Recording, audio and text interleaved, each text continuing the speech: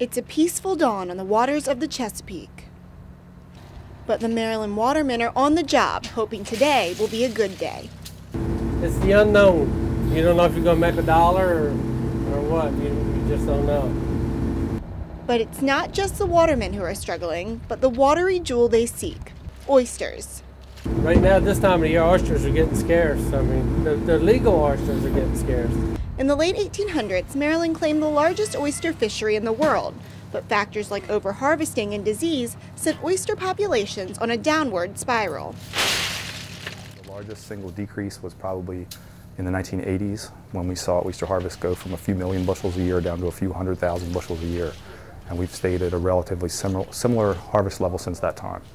Michael Naylor is the Shellfish Program Director for the Maryland Department of Natural Resources. He says the environment owes a lot to the oyster. They filter the bay's water directly. They remove pollution very directly. They take up nitrogen, which is a big problem in the bay. They take up phosphorus from the water. Their reefs provide a very valuable habitat for a lot of different reef-associated fishes and sponges and other things. But their low numbers make it difficult to do their job. The bay's oysters were once the bay's filter. They aren't any longer. There aren't enough of them to effectively filter the water. On the upside, he says disease-related mortality has declined in recent years, but disease resistance is necessary for full recovery. Disease resistance will develop in the population. It's just a question of how long it will take.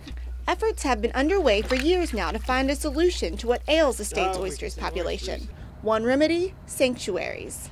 Maryland has preemptively put 25%, 24% of our oyster grounds in permanent protection from all harvest. But many watermen whose livelihoods depend on what they can pull out of the water aren't happy with that solution. That was a big thorn in our side, the sanctuary. But still others suggest even greater restrictions. A study led by the University of Maryland Center for Environmental Science last summer suggested a complete moratorium on the harvest. That contrasts with Governor O'Malley's announcement earlier this year that Maryland's 2011 Fall Oyster Survey showed the highest level of oyster survival since 1985.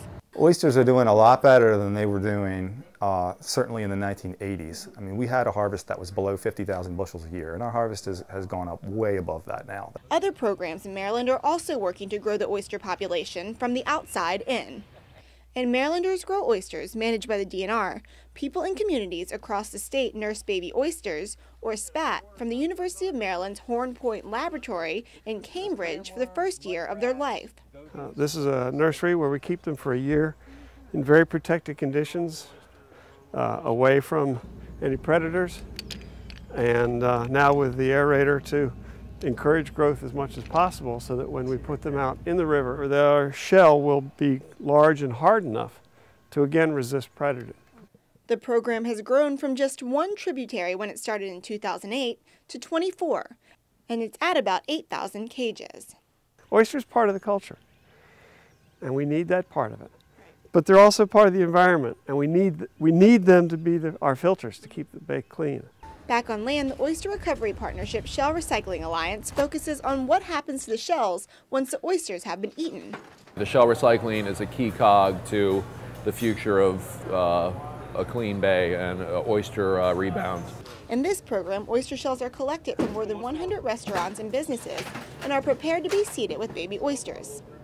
So every half shell that a restaurant recycles with us, we average about 10 baby oysters that get back onto the shell at the lab. The seeded oysters are then taken to either a harvestable reef or a sanctuary, and the program seems to be working. We put 550 million animals back into the bay last year. Back out on the bay, Daniel Webster says it's watermen like himself who are the best conservationists. We don't want to catch the last crab, the last oyster. What would we do? We'd be on the welfare line.